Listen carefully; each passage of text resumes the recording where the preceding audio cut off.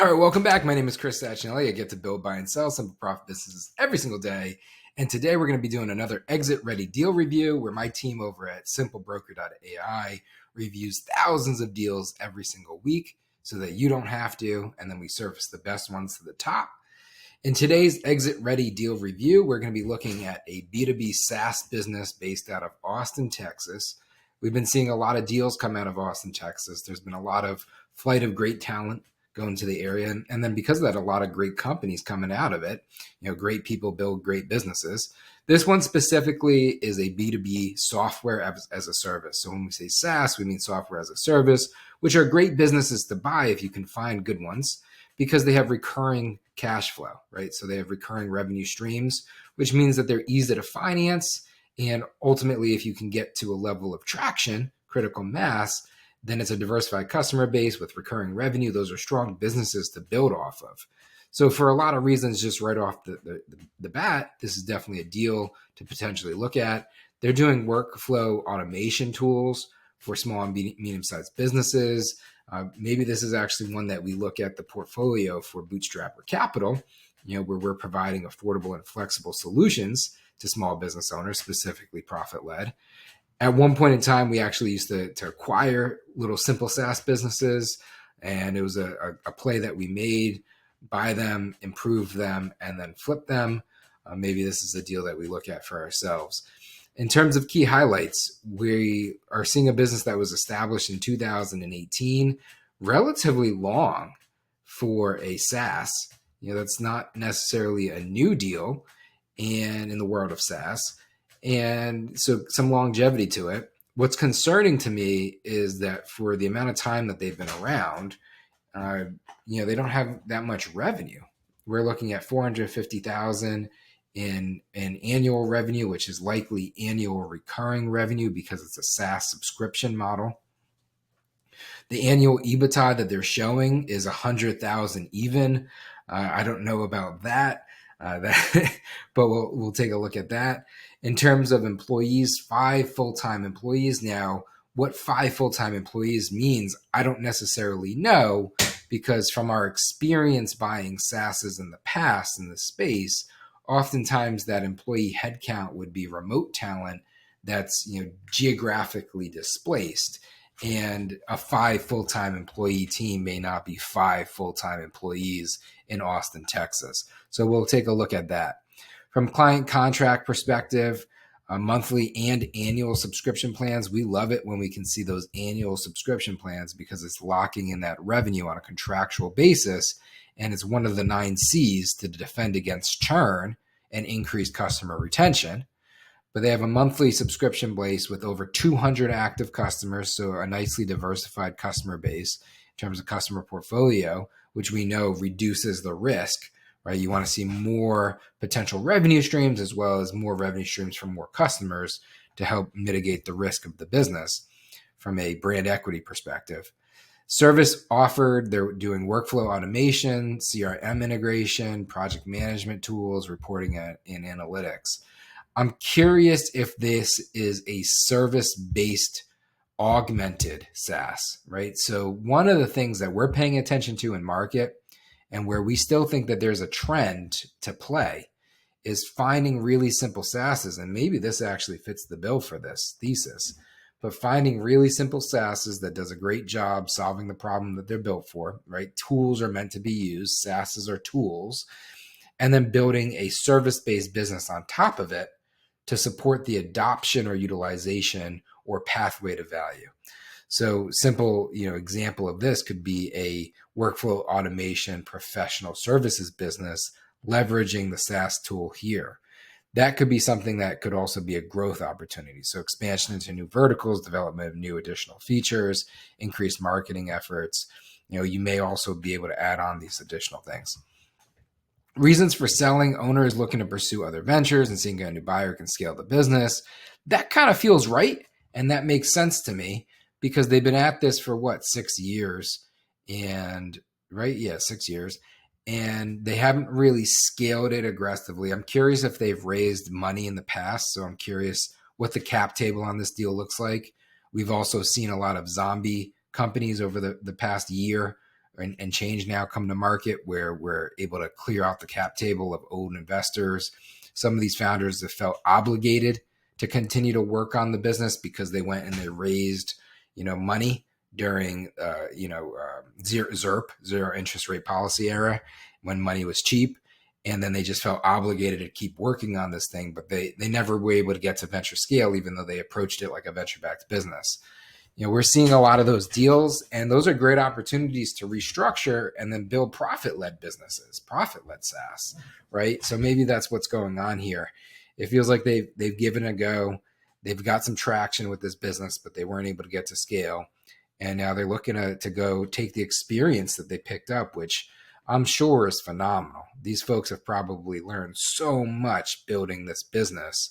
And now they're going to go take it and decide what they want to do. If they want to go build something else venture backed and give it another go at a moonshot, or maybe they're taking their skills, abilities, and traits and going and building something calmer and more profit led, maybe even bootstrapping, taking some of the proceeds and bootstrapping something else. In terms of support and training, they're willing to provide training and support in a transition period. They're saying up to 3 months. That's cool. That feels good, especially given the scope of the situation. This is something that if you're a non-technical buyer, you're going to really want to make sure that we diligence, who the team is, right? And who's left over, especially from that 5 employee count. And you're going to want to be able to look at this and make sure it's something that you can transition and integrate successfully and then take over, right?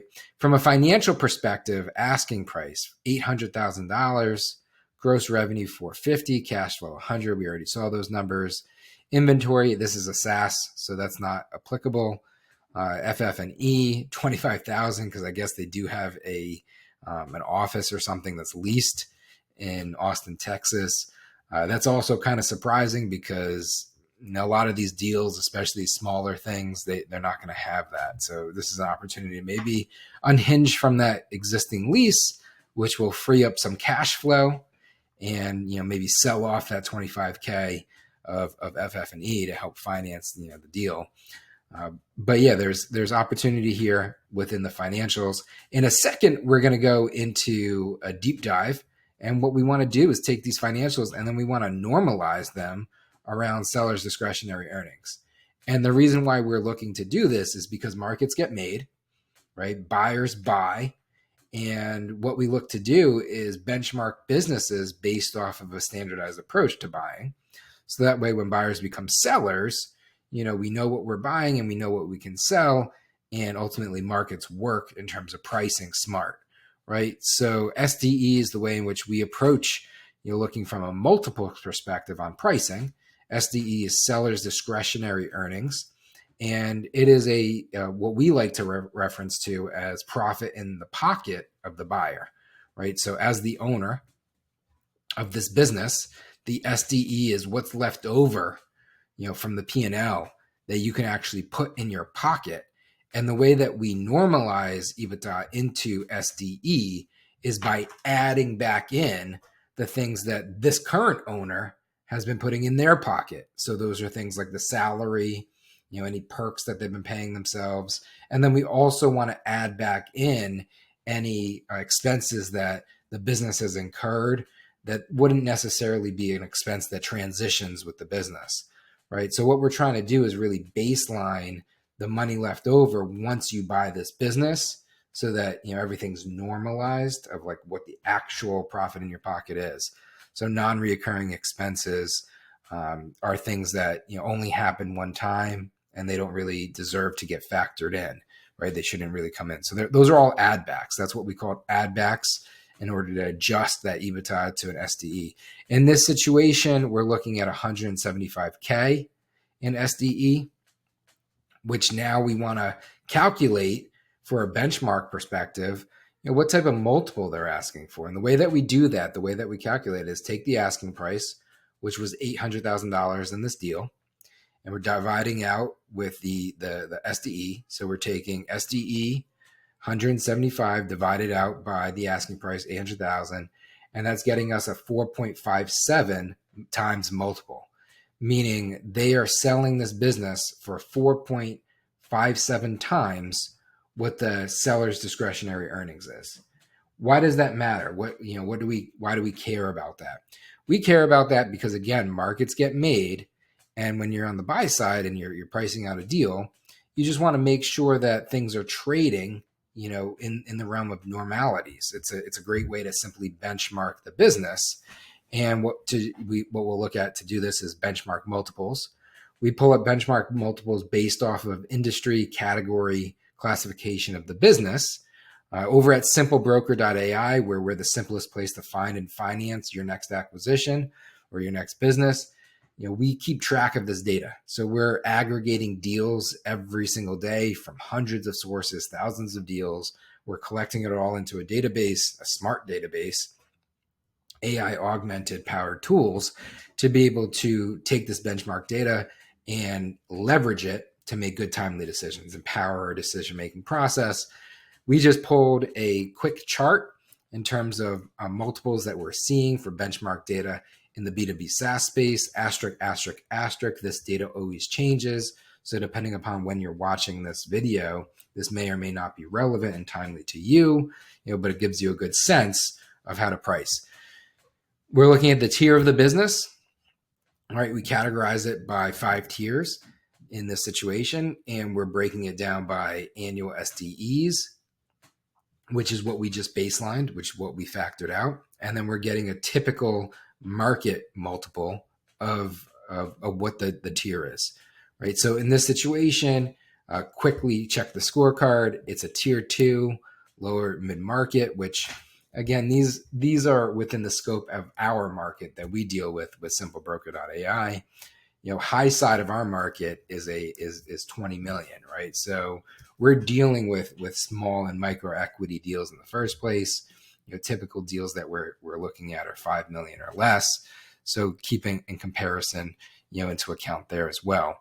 If you're looking at lower mid market and you're like, man, this isn't a $50 million business, but there, we have a 3 to a 4.5 time multiple in terms of comparison benchmarks. Again, we go back to this normalized STD. We found that it was 4.57.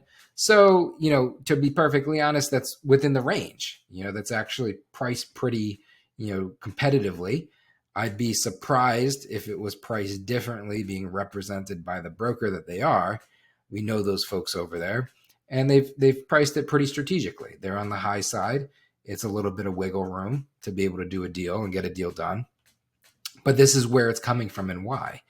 What folks don't always take into account, most folks stop here when they're pricing out deals. They think, we just get to SDE or some variation of SDE. Maybe it's revenue, maybe it's EBITDA.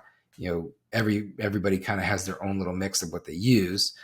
Most folks think, okay, let's take that and then let's apply the benchmark data and then that's the price. But the reality is there's always risk in every deal. And what you're really trying to do is price to mitigate the risk, right? The job to be done is to ring fence the risk, right? Take the risk out of the deal. If you get the risk down, you're left with the upside return, right? In order to do that, we want to look at the diligence of the deal, and we're trying to assess not just the brand equity, but also the operational equity. From a high level perspective, what we've been able to do is create a quick scorecard of this deal. Right, so this is an exit-ready deal scorecard. Quickly, on a score of 100, we'll get to the score first. It's 81 out of 100. And for those of you who watch our deal reviews, know 81 is a pretty good score. Like, this is definitely a deal worth looking at. This is potentially a deal worth doing. This is the type of deal that if you were a preferred buyer within the Bootstrapper Capital Club, right, within our preferred buyer network, right? If we've already looked at you and we're saying, hey, we'll back you financially, this is a deal that we would be willing to do. It's also a deal that if they were selling through our platform and they were partnered up with our advisory team, and we actually work with them to implement a business system, an equity transformation plan, make the business a truly sellable and transferable asset, we would 100% underwrite this deal for capital, and we would become a capital partner within this deal. From a high level analysis, I like the financial performance of it. You're not seeing like that hockey stick growth that a lot of folks look for as SaaS, But markets and times change, and there's plenty of really nice healthy SaaS businesses that have found an addressable market in a nice little niche, and they've been able to pick up recurring revenue, and they're just not massive enterprise scale businesses or venture back scale businesses, but they're really stable, they're healthy. I would constitute this as that type of deal, right? We don't go deep into the financial metrics and analysis here, in these types of deal reviews. We've gotten feedback that maybe we start to do that in the future. But like for a lot of reasons, this is nice from our financial performance. Give it an 8. Client contract, like recurring revenue. We love recurring revenue. The fact that this had a subscription model of both monthly and annual contracts, right? And then the churn rates of this business have been extremely low, meaning the retention is really high. Gave it a 9, right? This is a really good, solid business with good recurring revenue for a fairly consistent track record over the past 5 years. Market position, I don't think that they're necessarily, again, ever going to be massively big in terms of the market that they're addressing and where they've really been able to carve out a niche. But, I think that it's a good brand within the space, and it's known. And it's got a lot of good customer testimonials, right? There's a lot of good case studies. And I think the positioning is relatively strong, but potentially an opportunity to improve upon acquisition. So that's why that's at a 7. And where we're coming from with that. That ties into the growth opportunities. We've discussed the potential for service augmented SaaS. Service augmented SaaS is a great play, I think, to build wedge and get these deals done. Still see the higher multiples when it trades in market, but add revenue. Also, diversify revenue and pick up bigger contracts too. There's also the ability to add, feature functionality, sell into new things. So I think there is opportunity for growth. I just don't think this is ever going to be a massive growth business. It's just going to be like a nice, steady state, stabilized growth business. That's okay. And that's, if you know what you're buying, which is, why we do this work, right? Dependency on key contracts, key clients, pretty low. Diversified customer base, again, benefit of the type of model that they're selling to. Small and medium-sized business as a SaaS, great space to be in. Operational efficiency, it's a small team, it's a tech company, it's a simple SaaS. There's not too much craziness going on. Always opportunity to improve, especially in a transition, right? So there is opportunity there to be able to make some improvements. Management team, the owner is willing to help in that transition. And the folks from who's staying on, again, where you want to pay attention to, what is the human capital that's transitioning over. But in this situation, one of the folks that's transitioning or staying with it is the person who actually, technically developed this. So strong in terms of a transition plan of human capital. Industry's trends and is on trend. Workflow automation, especially with AI and the ability to support a more efficient, effective. We're seeing the digital revolution in terms of transformations of businesses, empowering and focusing on automations and simplicity. So it's on trend there. Definitely also another market to potentially be able to target. Valuation wise, we already did our benchmarks, so we know it's priced on the high side. So I do think that there's an opportunity to be able to reevaluate and potentially negotiate within terms here. So that 7 is low, but I realistically, I think that there's opportunity. And that supports the deal structure. So talking about that opportunity from a negotiation strategy here, I would immediately go into highlighting and lean into the fact that there's a discrepancy between where things are priced from a benchmark and industry insight perspective, right? We want to make sure that folks are aware where it should be at versus where it is at, and then kind of lean into that to be able to position forward terms into the deal structure. And things that I'm looking for in this type of deal structure would be things that reduce risk on the buyer. Things that could reduce risk on the buyer that could be on the table here because it's recurring revenue. Like one of the benefits of recurring revenue is, when these businesses are built right, if the owner, right, if the original founder, the owner, the seller really has a great pulse of the business, believes in the business, or has seen consistency in the business's revenue for a series of years, then they become open to the concept of things like earnouts or seller financing, which could reduce or alleviate the amount of capital exposure the buyer, right, is taking on in this deal. And it can also benchmark the goals within the transition post-acquisition to defend against some of that risk, right, potential risk for continued business continuity of the business. So if we're able to set some sort of contingency on the earnout with a purchase price based off of like post-acquisition targets that get set with the owner, we're in a couple of scenarios. One, great potential way to set goal lines and targets, right? Two, great way to get feelers of information to determine whether or not the seller is confident in what these targets are going to be in it, or confident to the business. It's like a skin in the game approach to kind of suss out, whether or not there's red flags, right? Where's the hair on the deal? There's always hair on the deal. So I would approach these types of options to be able to negotiate into this deal. Again, it's strong because it's recurring revenue, right? And that's kind of the thing here. In terms of additional thoughts, right, you're going to definitely want to make sure that you're very crystal clear in terms of your plan for the integration, the transition from a brand equity and an operational equity perspective. You want to really be able to lean into the owner. If you can tie in creative financing to this, then you could potentially also extend the transition period, again, keeping skin in the game with that owner. That could be a strong strategic move to be able to make and bring to negotiation table here. You're always going to want to be able to operate to identify operational improvements to build up the operational equity inside the business, making sure that you're truly taking on an asset, not a liability, an asset, not a job, right? Something that's going to pay you to own it, right? Not something that you're going to have to work in to get paid. So opportunity for process optimization from a tech perspective, what's that look like from integration of AI? Right? Is there any potential for function of more efficiency, or could you even potentially look at product improvement from the same lens, new features and services? Marketing and sales probably fairly covered down at this point, but I would look for opportunities to again grow and potentially expand from the market positioning, integrating different types of offers, right?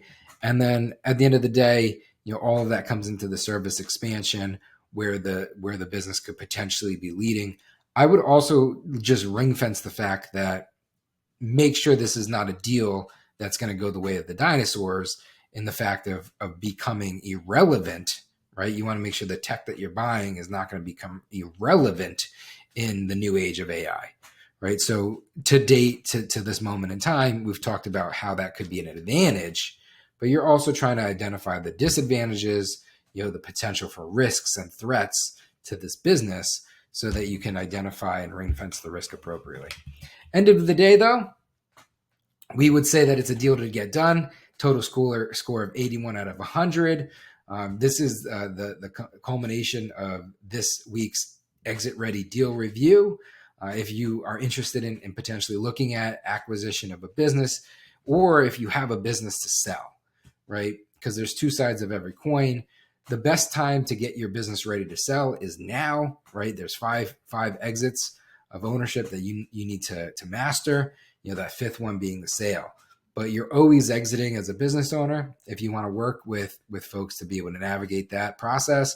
Or if you're on the buy side and you're looking at, potentially doing your own deal reviews, check us out over at simplebroker.ai. Till next time, trust the process, commit to the journey.